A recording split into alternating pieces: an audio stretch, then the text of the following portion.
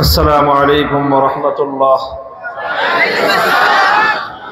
إن الحمد لله نحمده ونستعينه ونستغفره ونؤمن به ونتوكل عليه ونشهد أن لا إله إلا الله وحده لا شريك له ونشهد أن سيدنا ومولانا محمدا عبده ورسوله صلى الله تعالى عليه وعلى آله وأصحابه وبارك وسلم تسليما كثيرا. أما بعد فأعوذ بالله من الشيطان الرجيم. بسم الله الرحمن الرحيم. الذين إن مكناهم في الأرض أقاموا الصلاة وآتوا الزكاة وأمروا بالمعروف ونهوا عن المنكر ولله عاقبة الأمور. بارك الله لنا ولكم في القرآن العظيم ونفعنا وإياكم بالآيات والذكر الحكيم. اللهم صل على محمد وعلى آل محمد كما صليت على إبراهيم وعلى آل إبراهيم إنك حميد مجيد. اللهم بارك على محمد وعلى آل محمد كما باركت على إبراهيم وعلى آل إبراهيم إنك حميد مجيد. মাধবপুর উপজেলা ওলামা পরিষদের উদ্যোগে আয়োজিত আজকের এই মাধবপুর স্টেডিয়াম মাঠে আজিমুশান ইসলামী মহাসম্মেলনে উপস্থিত সম্মানিত সভাপতি, উপস্থিত হযরত ওলামায়ে কেরাম, ওলামা পরিষদের নেতৃবৃন্দ, বয়োজ্যেষ্ঠ আমার মুরব্বী সাহেবান, সমবেত ইসলাম প্রিয়, কোরআন প্রেমিক, নবী প্রেমিক, তাওহীদি মুসলমান ভাই ও বন্ধুগণ, আল্লাহ পাক রব্বুল আলামিনের দরবারে কালিমাতুশ শুকরের হাদিয়া পেশ করি যে আল্লাহ রব্বুল আলামিন আমাদেরকে এখানে মজমার মধ্যে আল্লাহর দ্বীনের কথা আলোচনা করার জন্য, শোনার জন্য একত্রিত হওয়ার তৌফিক দিয়েছেন। রব্বে করিমের বড়ই মেহেরবানি, আলহামদুলিল্লাহ। মুহতারাম হাজিরিন, আল্লাহ পাক রব্বুল আলামিনের আমাদের উপর সবচেয়ে বড় মেহেরবানি যে তিনি আমাদেরকে মুসলমান বানিয়েছেন, ইসলাম ধর্মের অনুসারী হওয়ার তৌফিক দিয়েছেন। এটা হলো আল্লাহর পক্ষ থেকে আমাদের জন্য অনেক বড় মেহেরবানি। ইসলাম পৃথিবীতে একমাত্র ধর্ম, একমাত্র জীবন ব্যবস্থা যেটা আল্লাহর পক্ষ থেকে পূর্ণাঙ্গ একটা জীবন ব্যবস্থা হিসেবে বিন্যস্ত হয়েছে এবং আজকের আধুনিক যুগে সারা পৃথিবীর মানুষের সব সমস্যার সমাধান দেওয়ার জন্য একমাত্র ব্যবস্থা।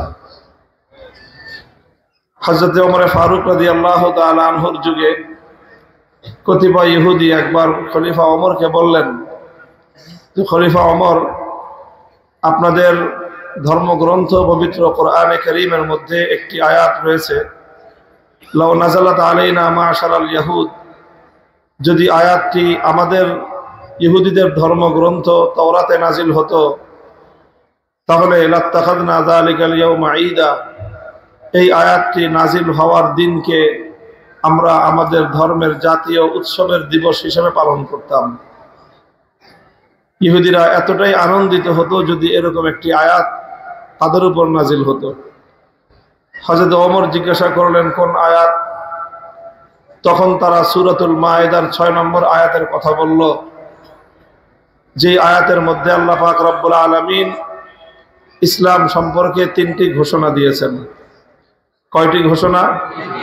আল্লাহ বলেছেন, আল-ইয়াওমা আকমালতু লাকুম দীনাকুম ওয়া আতমামতু আলাইকুম নি'মাতি ওয়া রাদিতু লাকুমুল ইসলাম দীনা।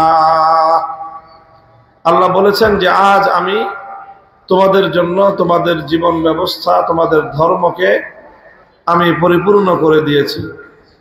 এবং এই ইসলাম পরিপূর্ণ হওয়ার মাধ্যমে জগৎবাসীর উপর আল্লাহর নিয়ামত পূর্ণতা লাভ করেছে এবং আল্লাহ পাক রব্বুল আলামিন মানব জাতির জীবন ব্যবস্থা হিসেবে ইসলামের উপরেই আল্লাহ পাক রব্বুল আলামিন সন্তুষ্ট এবং তুষ্ট হয়ে গিয়েছেন। এক নম্বর হলো ইসলামকে পূর্ণতা দান করার ঘোষণা দিলেন। ইসলামের মাধ্যমে জগৎবাসীর উপর আল্লাহ পাকের নিয়ামতের পরিপূর্ণতার ঘোষণা দিলেন। 3 নম্বর হলো জীবন ব্যবস্থা হিসেবে ইসলাম যত সুন্দর, ইসলাম যতটা পারফেক্ট, ইসলাম যতটা যথাযথ, এই বিষয়ে আর কেউ নন, স্বয়ং মানুষের সৃষ্টিকর্তা আল্লাহ পাক রব্বুল আলামিন নিজেই তার তুষ্টি এবং সন্তুষ্টির কথা ঘোষণা করলেন। এই ঘোষণার মর্ম হয়তো আমাদের অনেকের বুঝে আসে না। আমরা পূর্ণাঙ্গ জীবন ব্যবস্থা হওয়ার কারণে ইসলামের যে শ্রেষ্ঠত্ব হলো সে বিষয়টা আমরা হয়তো অনেকে উপলব্ধি করতে পারি না। কিন্তু আমরা উপলব্ধি করতে না পারলে কি হবে, ইসলামের আজন্ম শত্রু ইহুদিরা প্রথম দিনেই এটা উপলব্ধি করতে পেরেছিল। তখন হযরতে খলিফাতুল মুসলিমিন ওমর ফারুক রাদিয়াল্লাহু আনহু বললেন যে তোমরা তো এই দিবসটাকে তোমাদের জাতীয় উৎসবের দিবস হিসেবে পালন করতা, আর আমাদের উপর আল্লাহ পাকের বিশেষ নিয়ামত, বিশেষ রহমত হলো এই যে আমাদেরকে আর বিশেষভাবে এই দিবসটাকে উদযাপন করার জন্য নতুন কিছু করার প্রয়োজন আল্লাহ পাক অবশিষ্ট রাখেননি, বরং আল্লাহ পাক রব্বুল ইজ্জত এই আয়াতটিকে এমন একটি দিনে, এমন একটি সময়ে, এমন একটি জায়গায় অবতীর্ণ করেছেন যে এর চেয়ে উত্তম, এর চেয়ে শ্রেষ্ঠ এবং এর চেয়ে সুন্দর আর কোনো সময় এবং এর চেয়ে সুন্দর আর উদযাপনের কোনো উপলক্ষ হতেই পারে না।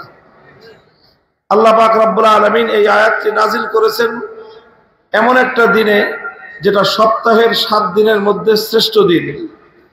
সপ্তাহের 7 দিনের সেরা দিন কোনটা? জুমার দিন। এবং সেই দিনটা বছরের 360 দিনের মধ্যে সেরা দিন। সেটা কোন দিন? সেটা হলো জিলহজ মাসের 9 তারিখ, যেটাকে ইয়ৌমে আরাফা বলা হয়। বছরের সকল রাত সমূহের মধ্যে সর্বশ্রেষ্ঠ রাত কোনটা? লাইলাতুল কদর।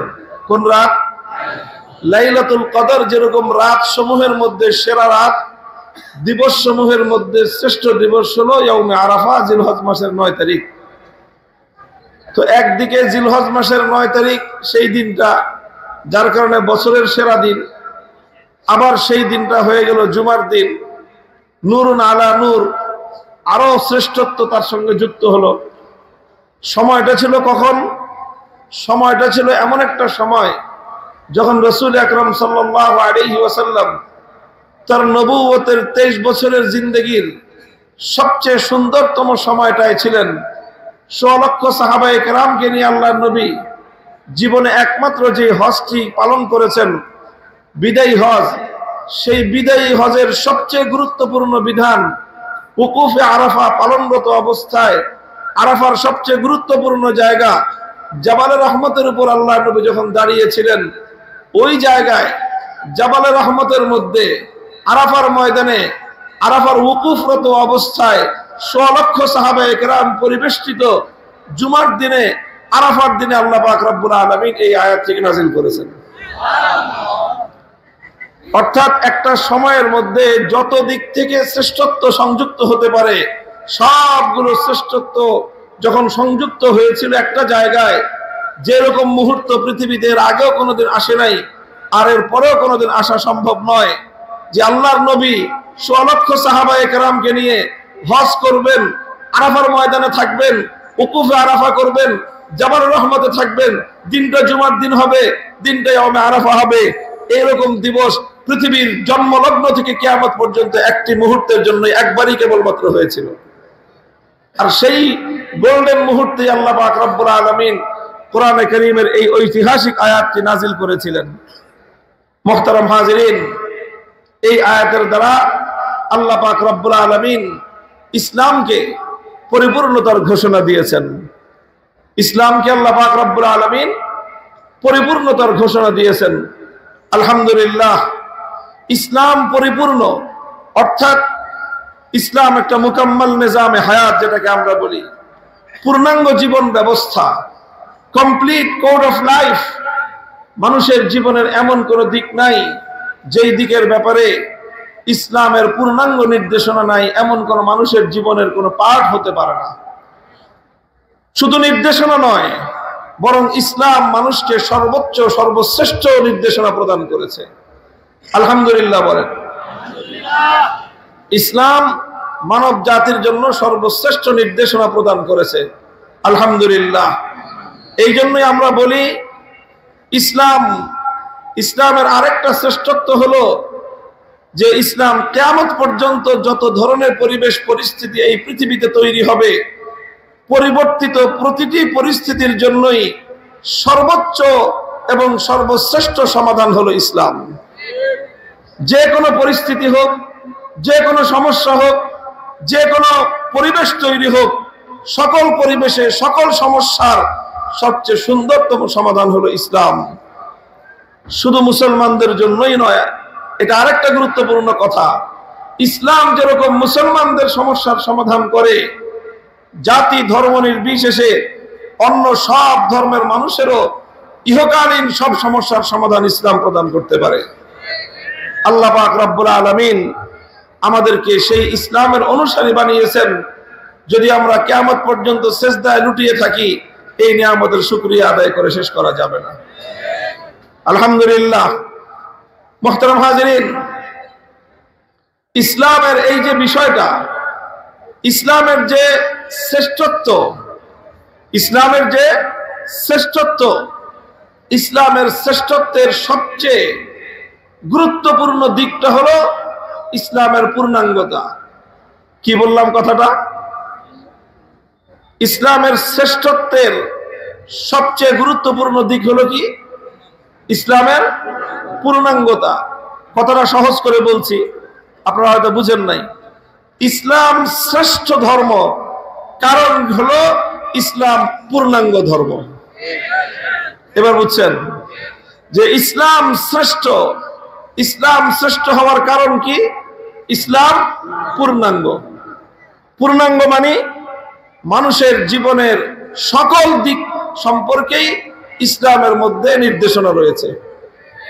একজন মানুষ ব্যক্তিগত জীবনটা কিভাবে পরিচালনা করবে, সেই ব্যাপারে ইসলাম তাকে সুন্দর গাইডলাইন দিয়েছে।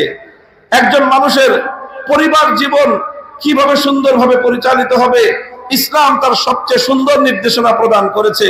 মানুষের দাম্পত্য জীবন কিভাবে সুখের হবে, সুন্দর হবে, সফল হবে, সেই বিষয়ে সবচেয়ে সুন্দর নির্দেশনা ইসলামের মধ্যে আছে। মানুষের অর্থনৈতিক জীবন কিভাবে সবচেয়ে সুন্দর হবে, পারফেক্ট হবে, সফল হবে, সেই বিষয়ে সুন্দর নির্দেশনা ইসলামের মধ্যে রয়েছে। মানুষের ব্যবসা বাণিজ্য, মানুষের চাকরি বাকরি কিভাবে সুন্দর হবে, সফল হবে, সেই বিষয়ে নির্দেশনা ইসলামের মধ্যে রয়েছে। এরকম মানুষের জীবনের যতগুলো দিক থাকতে পারে, প্রতিটি দিক বিষয়ে একমাত্র পূর্ণাঙ্গ নির্দেশনা রয়েছে ইসলামের মধ্যে। এমনকি মানুষের রাষ্ট্র এবং রাজনীতি কিভাবে পরিচালিত হতে পারে, মানুষের রাজনৈতিক জীবন কিভাবে পরিচালিত হতে পারে, কোন পদ্ধতিতে সমস্ত মানুষের সকল জাতির রাজনৈতিক সমস্যার সমাধান হতে পারে, আলহামদুলিল্লাহ সেই সমাধান একমাত্র ইসলামের মধ্যেই রয়েছে। ইসলামের এই যে পূর্ণাঙ্গতা, যে ইসলাম একটা পূর্ণাঙ্গ ব্যবস্থা, এর প্রত্যেকটা দিক নিয়ে যদি আমি আলোচনা করতে যাই, আমি কেন, যে কেউ যদি আলোচনা করতে যায়, তাহলে দিনের পর দিনের প্রয়োজন। এক একটা অংশ নিয়ে আলোচনা করতে গেলে এক একটা আলোচ্য বিষয়ের প্রয়োজন। আমরা সকল বিষয় নিয়ে আলোচনা করব না। আজকের এই সংক্ষিপ্ত পরিসরে, খুব সংক্ষিপ্ত আকারে আমি ইসলামের শুধুমাত্র একটা দিক নিয়ে আলোচনা করব। সেটা হলো ইসলাম মানুষের জন্য সবচেয়ে সুন্দর রাজনৈতিক বন্দোবস্ত দিয়েছে। ইসলামের রাজনৈতিক আদর্শ এটাই হলো শ্রেষ্ঠ আদর্শ। ইসলামের রাজনৈতিক ব্যবস্থা এটাই হলো মানুষের জন্য একমাত্র রাজনৈতিক সমস্যার সমাধানের পথ। এই জন্য আমরা চাই এই জন্য আমাদের দাবি হলো যে সকল জাতি ধর্ম বর্ণ নির্বিশেষে সব মানুষের সমস্যার যদি সমাধান করতে হয় অন্য কোনো তন্ত্র মন্ত্র দিয়ে হবে না। হিন্দু বৌদ্ধ খ্রিস্টান বলেন, সকল জাতি সহ সকল মুসলমানদের রাজনৈতিক সমস্যার পূর্ণাঙ্গ সমাধান রয়েছে একমাত্র ইসলামের মধ্যে। মুহতারাম হাজিরিন, এই জন্যই আমরা ইসলামী রাষ্ট্র প্রতিষ্ঠার দাবি জানাই। এই জন্যই আমাদের দাবি, আমাদের আহ্বান, আমাদের আকাঙ্ক্ষা, আমাদের তামান্না, আল্লাহর জমিনে একটা ইসলামী রাষ্ট্র প্রতিষ্ঠার মাধ্যমে আমরা সকল মানুষের অধিকার যার যার কাছে পৌঁছে দিতে চাই। আপনারা চান? আল্লাহ পাক কবুল করেন। দেখেন, আমরা যখন ইসলামী রাষ্ট্র প্রতিষ্ঠার আহ্বান জানাবো, রাষ্ট্র রাজনীতিকে ইসলামের আলোকে পরিচালনা করবার আহ্বান জানাই, তো আমাদের সঙ্গে কিছু মানুষ এই বিষয়ে দ্বিমত করে। কিছু মানুষ কি করে? দ্বিমত করে। অন্যান্য ধর্মাবলম্বীরাও দ্বিমত করে, তারাও ইসলামী রাষ্ট্র দেখতে চায় না। আর এর চেয়ে বড় দুর্ভাগ্যজনক বিষয় হলো যে নামধারী মুসলমানদের মধ্যে বহু মুসলমান নামধারী এমন রয়েছে যারা ইসলামী রাষ্ট্র দেখতে চায় না। কথা বলেন ঠিক কিনা? কারণটা কি? ইসলামী রাষ্ট্র ব্যবস্থা দেখতে চায় না কেন? তারা না চাওয়ার কারণ হলো, স্বাভাবিকভাবে তারা যেই যুক্তিটা তুলে ধরে সেটা হলো এই, যদি আমরা মুসলমানরা ইসলামী রাষ্ট্র প্রতিষ্ঠার দাবি জানাই তাহলে সেই ক্ষেত্রে সাম্প্রদায়িকতা তৈরি হতে পারে। দেখবেন আমাদের যারা আমরা ইসলামী রাজনীতি করি, আপনি খুব গভীর মনোযোগ দিয়ে কথাটা বোঝার চেষ্টা করেন। হ্যাঁ, আমি একটা গভীর একটা আলোচ্য বিষয়ের উপর কথা বলতেছি। এই বিষয়গুলি আমাদের বর্তমান সময়ের সচেতন মানুষের জানার প্রয়োজন। তাদের কথা হলো এই যে দেখেন, আমাদেরকে, আমরা যারা ইসলামী রাজনীতি করি, ইসলামী রাষ্ট্র প্রতিষ্ঠার দাবি জানাই, ইসলামী রাষ্ট্র প্রতিষ্ঠার জন্য কাজ করি, আন্দোলন করি, সমাজের কিছু মানুষ আছে আমাদের এই রাজনীতিকে তারা সাম্প্রদায়িক রাজনীতি, আমাদেরকে তারা সাম্প্রদায়িক গোষ্ঠী বলে আখ্যায়িত করতে চেষ্টা করে। তাদের ধারণা হলো এই, তাদের ধারণাটা কি? তাদের ধারণা হলো যে আমরা যদি ইসলামী রাষ্ট্র প্রতিষ্ঠার দাবি জানাই তাহলে সেই ক্ষেত্রে আমাদের মতো অন্যান্য ধর্মাবলম্বীরাও নিজ নিজ ধর্ম অনুযায়ী রাষ্ট্র প্রতিষ্ঠার চেষ্টা করতে পারে। কথা বলেন ঠিক কিনা? এটা হলো তাদের ধারণা যে এখন একটা রাষ্ট্রের মধ্যে যদি মুসলমানরা ইসলাম অনুযায়ী রাষ্ট্র প্রতিষ্ঠা করতে চায়, হিন্দুরা যদি হিন্দু ধর্ম অনুযায়ী রাষ্ট্র প্রতিষ্ঠা করতে চায়, বৌদ্ধরা যদি বৌদ্ধ ধর্ম অনুযায়ী রাষ্ট্র পরিচালনা করতে চায়, খ্রিস্টানরা যদি খ্রিস্ট ধর্ম অনুযায়ী রাষ্ট্র পরিচালনা করতে চায়, তাহলে তো সেখানে ধর্মে ধর্মে সংঘাত তৈরি হবে। ধর্মে ধর্মে তখন বিরোধ দেখা দিবে, সংঘাত দেখা দিবে, সাম্প্রদায়িক সংঘাত তৈরি হয়ে যাবে। এই কারণে তারা বলে যে ধর্মভিত্তিক রাষ্ট্রের প্রয়োজন নাই। কথা ঠিক? তাদের বক্তব্য এরকম কিনা বলেন? এটাই হলো তাদের বক্তব্য। কিন্তু মুহতারাম হাজিরিন, বিনয়ের সাথে আমি যে কথাটা বলতে চাই সেটা হলো যে এই ধরনের ধারণা যারা করেন যে মুসলমানরা যদি রাষ্ট্র ধর্ম অনুযায়ী পরিচালনা করতে চায় তাহলে হিন্দু বৌদ্ধ খ্রিস্টান অন্যান্য ধর্মাবলম্বীরাও নিজ নিজ ধর্মের আলোকে রাষ্ট্র প্রতিষ্ঠা করতে চাইবে, আর সেক্ষেত্রে একটা সাম্প্রদায়িক সংঘাত তৈরি হবে। এই ধরনের আশঙ্কা সম্পূর্ণ মূর্খতার উপর নির্ভরশীল। এই আশঙ্কা কারা ব্যক্ত করে? যারা ইসলাম সম্পর্কে জানে না, শুধুমাত্র তারাই এই আশঙ্কা ব্যক্ত করতে পারে। ইসলাম সম্পর্কে জানে না হিন্দু ইসলাম সম্পর্কে না জানতে পারে, একজন বৌদ্ধ সে ইসলাম ধর্ম সম্পর্কে না জানতে পারে, একজন খ্রিস্টান সে ইসলাম ধর্ম সম্পর্কে না জানতে পারে। কিন্তু সবচেয়ে বড় দুর্ভাগ্য এবং পোড়া কপাল হলো ওই সমস্ত মুসলমানদের যারা মুসলমান হয়ে ইসলাম সম্পর্কে জানে না। জানে তো নাই, আবার মুসলমান হয়ে ইসলাম ধর্মের বিরুদ্ধাচরণ করে, ইসলাম ধর্মকে প্রতিষ্ঠার ক্ষেত্রে বাধা হয়ে দাঁড়ায়, অন্তরায় হয়ে দাঁড়ায়। মুসলিম নামধারী এই সকল লোকগুলো সবচেয়ে বড় হতভাগা। আমি অবশ্য তাদের ব্যাপারে এত কঠিন শব্দ সাধারণত বলি না, তাদের ব্যাপারে আমি এর চেয়েও সুন্দর শব্দ যেটা বলি সেই হলো যে তারা মূর্খ, তারা অজ্ঞ, ইসলাম সম্পর্কে তাদের যথাযথ পড়াশোনা নাই, ইসলাম সম্পর্কে তাদের সঠিক ধারণাটা নাই। আমরা আলোচনার মাধ্যমে তথ্যহীনভাবে দেখাবো যে এই শঙ্কা, এই আশঙ্কাটা সম্পূর্ণ অমৌলিক, সম্পূর্ণ অমূলক। ইসলামী রাষ্ট্র প্রতিষ্ঠার মাধ্যমেই জাতি ধর্ম বর্ণ নির্বিশেষে সব মানুষের সমস্যার সমাধান হওয়া সম্ভব। কারণ কি বলবেন, কিভাবে সম্ভব? আমি প্রথমে আপনাদের কাছে যে কথাটা বলতে চাই সেটা হলো এই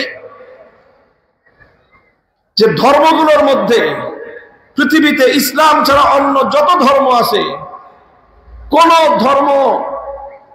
ধর্ম অনুযায়ী পৃথিবীতে কোন রাষ্ট্র প্রতিষ্ঠিত হতে পারে না, কোন রাষ্ট্র পরিচালিত হতে পারে না। একমাত্র ইসলাম অনুযায়ী রাষ্ট্র প্রতিষ্ঠিত হতে পারে এবং রাষ্ট্র পরিচালিত হতে পারে। আমার এই কথার প্রমাণ যদি চান যে কারণটা কি, অন্য কোন ধর্ম অনুযায়ী রাষ্ট্র প্রতিষ্ঠিত বা পরিচালিত হওয়া সম্ভব হবে না কেন, আর ইসলাম অনুযায়ী শুধুমাত্র রাষ্ট্র প্রতিষ্ঠিত এবং পরিচালিত হওয়া সম্ভব, এর কারণটা কি? মুহতারাম হাজিরিন, এর মূল কারণ হলো এই যে অন্যান্য ধর্মগুলো আল্লাহ পাক রব্বুল আলামিনের পক্ষ থেকেই পৃথিবীতে আগমন করেছে এবং সেই ধর্মগুলো বিকৃত হয়ে গিয়েছে, পরিবর্তিত হয়ে গিয়েছে। অরিজিনাল ধর্ম পৃথিবীতে আর নাই, সেই ধর্মগুলো বিকৃত হয়ে গিয়েছে এবং এই ধর্মগুলো সব প্রাচীনকালের যুগের জন্য প্রযোজ্য ছিল, বর্তমান যুগের জন্য অন্য কোনো ধর্ম প্রযোজ্য নয়। বর্তমান আধুনিক যুগের জন্য আল্লাহর পক্ষ থেকে মনোনীত একমাত্র ধর্ম হলো ইসলাম। এই জন্য আজকের আধুনিক যুগের মানুষের সব জিজ্ঞাসার সমাধান, সকল সমস্যার সমাধান একমাত্র ইসলামের মধ্যেই রয়েছে। কাজেই যেহেতু আজকের আধুনিক যুগের সমস্যার সমাধান একমাত্র ইসলামের মধ্যে আছে, আধুনিক যুগের সমস্যার সমাধান হিন্দু ধর্ম খুঁজলে পাওয়া যাবে না, আধুনিক যুগের সমস্যার সমাধান বৌদ্ধ ধর্মে খুঁজলে পাওয়া যাবে না, আধুনিক যুগের জিজ্ঞাসার সমাধান খ্রিস্টান ধর্ম, ইহুদি ধর্মে খুঁজলে পাওয়া যাবে না, বরং আধুনিক যুগের সব সমস্যার সমাধান, সব জিজ্ঞাসার জবাব যদি কাউকে পাইতে হয়, শতভাগ সফলতার সাথে জবাব দিতে সক্ষম একমাত্র ইসলাম। মুহতারাম হাজিরিন, বিষয়টা শুধুমাত্র আমাদের গলার জোরের কথা নয়, এটা শুধুমাত্র আমরা জোর দিয়ে, শুধুমাত্র গলার জোর দিয়ে, কণ্ঠের জোর দিয়ে আমি এই কথা বলতে চাই না, বরং এটা আমাদের এমন একটা কথা প্রমাণ সাপেক্ষে সারা পৃথিবীর সামনে এই কথাগুলো আমরা প্রমাণিত করতে সক্ষম। কারণ আল্লাহ পাক রব্বুল আলামিন আজকের আধুনিক যুগের সমস্যার সমাধানের জন্য একমাত্র ইসলামকেই মনোনীত করে দুনিয়ার জন্য প্রেরণ করেছেন। অন্য সবগুলো ধর্ম ডেট এক্সপায়ার ধর্ম, মেয়াদোত্তীর্ণ ধর্ম। আখিরি নবী মুহাম্মদুর রাসূলুল্লাহ সাল্লাল্লাহু আলাইহি ওয়াসাল্লাম যখন দুনিয়াতে প্রেরিত হয়েছেন, আল্লাহর কোরআনকে নিয়ে যখন দুনিয়াতে আগমন তিনি করেছেন, যখন আল্লাহর কোরআন নাজিল হয়েছে, পূর্ববর্তী সবগুলো ধর্ম রহিত হয়ে গিয়েছে, মানসুখ হয়ে গিয়েছে। রহিত এবং মেয়াদোত্তীর্ণ বাতিল ধর্ম মানুষের সমস্যার সমাধান দিতে পারে না। সমস্যার সমাধান দেওয়ার জন্য এমন একটা ধর্মের প্রয়োজন যেই ধর্মটার কার্যকারিতা কিয়ামত পর্যন্ত বহাল থাকবে। আমি আগেও আবার ওই কথাটা দ্বিতীয়বার পুনরাবৃত্তি করছি যে জীবনের অন্যান্য পার্টগুলো নিয়ে আমি দীর্ঘ আলোচনায় যাচ্ছি না, শুধুমাত্র একটা পার্ট নিয়ে আমরা আলোচনা করব, সেটা হলো ইসলামের রাজনৈতিক ব্যবস্থা। রাজনৈতিক ব্যবস্থা নিয়ে আমি কেন আলোচনা করি সেটাও বলে রাখি যে অন্যান্য বিষয়গুলো নিয়ে আলোচনার অভাব নাই। ইসলামের ইবাদতের বিষয় নিয়ে, ইসলামের আকীদা বিষয় নিয়ে, বেদাত সুন্নাত বেদাত নিয়ে, মাযহাব মাসআলা নিয়ে আলোচনার কোনো অভাব নাই। এই সমাজের মধ্যে যে বিষয়ের আলোচনা সবচেয়ে কম ওয়াজ মাহফিলগুলোতে, সেটা হলো ইসলাম একমাত্র রাজনৈতিক ব্যবস্থা যেটা আজকের যুগে সমস্ত মানুষের রাজনৈতিক সমস্যার সমাধান দিতে পারে। এই জন্য আজ আমার জাতির অবস্থাই হয়েছে যে নামাজের ইবাদতের জন্য ইসলামকে তালাশ করে, তারা নিজেদের মরহুম মানুষের মুক্তির জন্য, ইসালে সওয়াবের জন্য ইসলামকে খুঁজে, মিলাদ মাহফিলের জন্য ইসলামকে খুঁজে, খতমের জন্য ইসলামকে খুঁজে, মাযহাবের মতবিরোধপূর্ণ আলোচনার জন্য তারা ইসলামকে খুঁজে, তারা অন্যান্য মাসালা মাসায়েল জানার জন্য ইসলামকে খুঁজে, কিন্তু তাদের রাজনৈতিক সমস্যার সমাধানের জন্য তারা ইসলামকে খুঁজতে চায় না, বুঝতে চায় না, অনুসরণ করতে চায় না।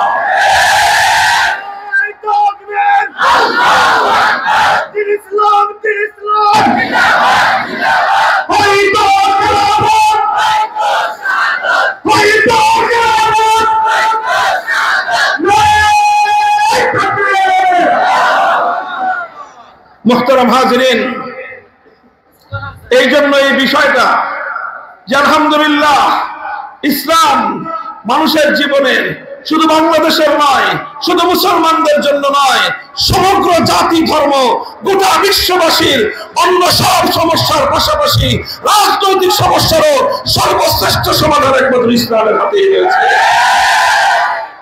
ইসলাম ছাড়া অন্য কোন ধর্মের কাছে এই জাতীয় সমস্যার সমাধান নাই। প্রশ্ন ছিল, আমি আবার সেই প্রশ্নের দিকে চলে আসি, যেই প্রশ্ন দিয়ে আমি আলোচনা শুরু করেছিলাম।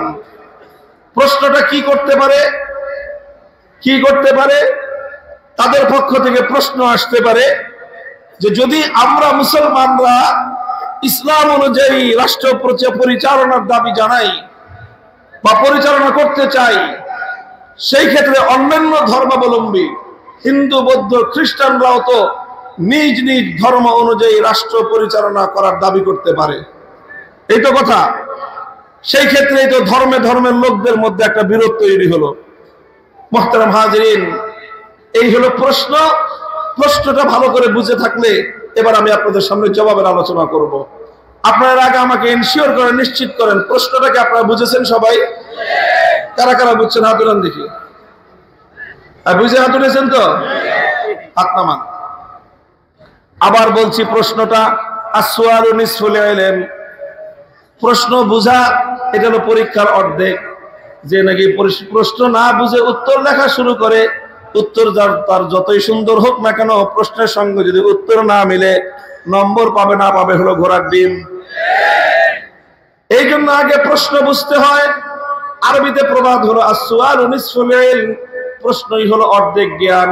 তুমি যখন প্রশ্নটা ভালো করে বুঝতে পারলা, অর্ধেক কথাটা তুমি বুঝে ফেললা, বাকি অর্ধেক তোমার জবাবের মাধ্যমে বুঝতে হবে। প্রশ্ন হলো, মুসলমানরা যদি ইসলাম অনুযায়ী ধর্ম অনুযায়ী রাষ্ট্র পরিচালনা করতে চায়, সেক্ষেত্রে অন্যান্য ধর্মাবলম্বীরাও নিজ নিজ ধর্ম অনুযায়ী রাষ্ট্র পরিচালনা করার চেষ্টা করবে, দাবি করবে। সেই ক্ষেত্রে এক ধর্মের সঙ্গে আরেক ধর্মের সংঘাত তৈরি হবে, আর এভাবেই সমাজের মধ্যে সাম্প্রদায়িক সংঘাত তৈরি হবে। এবার প্রশ্নের জবাব বুঝেন মুহতারাম হাজিরিন। আমাদের কথা হলো, আমরা স্পষ্ট ভাষায় বলতে চাই, ইসলাম যেরকম আল্লাহর পক্ষ থেকে দুনিয়ার মানুষের জন্য, আজকের আধুনিক একবিংশ শতাব্দীর আধুনিক যুগের মানুষের জন্য রাজনৈতিক সমস্যার সমাধান দিতে সক্ষম, ধর্মের মধ্যে সেই ম্যাটেরিয়ালস আছে, ধর্মের মধ্যে সেই সক্ষমতা আছে। ইসলাম ধর্ম ছাড়া অন্য কোন ধর্মের মধ্যে আজকের আধুনিক যুগের জাতি রাষ্ট্রের রাজনৈতিক সমস্যার সমাধান দেওয়ার কোনো যোগ্যতাই নাই। সেই ধরনের সামর্থ্য, সেই ম্যাটেরিয়ালসই অন্য কোন ধর্মের মধ্যে নাই। রাজনৈতিক সমস্যার সমাধান দেওয়ার চেষ্টা তো করবা পরের কথা, আগে তো তোমার ধর্মের মধ্যে এই সমস্যার সমাধান থাকতে হবে, তারপরে সেটা তুমি দিবা। আমার দাবি হলো, ইসলাম ছাড়া অন্য কোন ধর্মের মধ্যে রাজনৈতিক সমস্যার সমাধান নাই। তো তোমার ধর্মের মধ্যে যদি সমাধান না থাকে, তুমি সমাধান দিবা কোত্থেকে? আমার ধর্মের সমাধান আছে, এই জন্য আমি ধর্মের সমাধান দিতে পারি। বলবেন হুজুর অন্য ধর্মের মধ্যে সমাধান নাই, ইসলামের মধ্যে সমাধান আছে, এটা বিশ্বাস করব কিভাবে? আমি বলবো যে ঠিক আছে, আমি কয়েকটা দৃষ্টান্ত আপনাদের সামনে দেই। এই দৃষ্টান্তের মাধ্যমে, এই দৃষ্টান্তগুলি আমি আপনাদের কাছে বলছি, এটা আমি ওপেন হাউসে বলছি, কোনো গোপন ঘরে না। হাজার হাজার মানুষ আপনারা শুনছেন এবং এখানে মাইকের আওয়াজের মাধ্যমে আরো দূর দূরান্ত পর্যন্ত পৌঁছতেছে। সেখানে বিভিন্ন ধর্মাবলম্বী ভাইয়েরা তারাও আমার এই কথা শুনতেছে।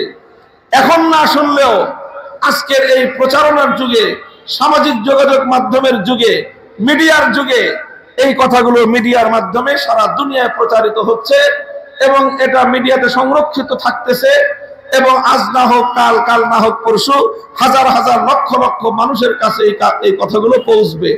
এবং এই কথাগুলো যে আমি আজকে নতুন বলতেছি তা নয়, এই কথাগুলো আমি বহু বছর ধরে বলে যাচ্ছি। কাজেই এই কথাগুলো এমন না যে আমি শুধুমাত্র ফাঁকা মাঠে গোল দিয়ে গেলাম, অন্য কেউ আমার কথা প্রতিবাদ করার কেউ নাই, বিষয়টা এমন নয়। আমার কথা কি, আমি আবার বলছি যে রাজনৈতিক সমস্যার সমাধান একমাত্র ইসলামই দিতে পারে। ইসলাম ছাড়া অন্য কোন ধর্মের মধ্যে আধুনিক যুগের রাজনৈতিক সমস্যার সমাধান নাই। নাই কেন? কারণ আল্লাহ পাক রব্বুল আলামিন ওই ধর্মগুলোকে আধুনিক যুগের জন্য পাঠান নাই, এই জন্য আধুনিক যুগের সমস্যার সমাধানও তার মধ্যে নাই। প্রমাণ কি? মুহতারাম হাজিরিন, খুব বেশি প্রমাণ নিয়ে আমি আলোচনা করব না।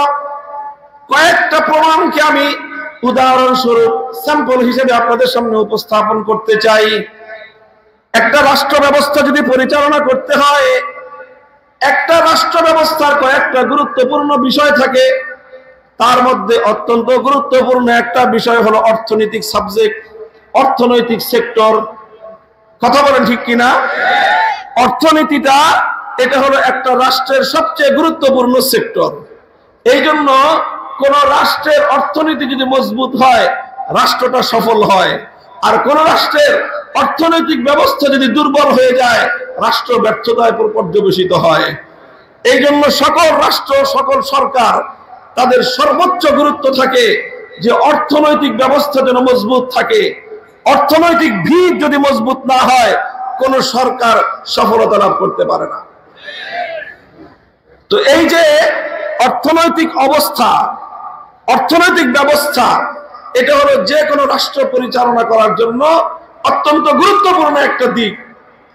এবার আমি বলতে চাই যে মানুষের অর্থনৈতিক সমস্যার সমাধান দেওয়ার ব্যবস্থা ইসলামের মধ্যে আছে, কিন্তু আজকের যুগের মানুষের অর্থনৈতিক সমস্যার সমাধান দেওয়ার ব্যবস্থা হিন্দু, বৌদ্ধ, খ্রিস্টান, ইহুদি কোন ধর্মের মধ্যে নাই। প্রমাণ কি? প্রমাণ হলো, দেখেন, অর্থনৈতিক ব্যবস্থার থেকে আমি দুটো কথা দৃষ্টান্ত হিসেবে বলবো। প্রথম কথা হলো এই, আমি চ্যালেঞ্জ হিসেবে বলতেছি, আজ 2025 সালের জানুয়ারি মাস চলতেছে, তাই না? 25শে জানুয়ারি।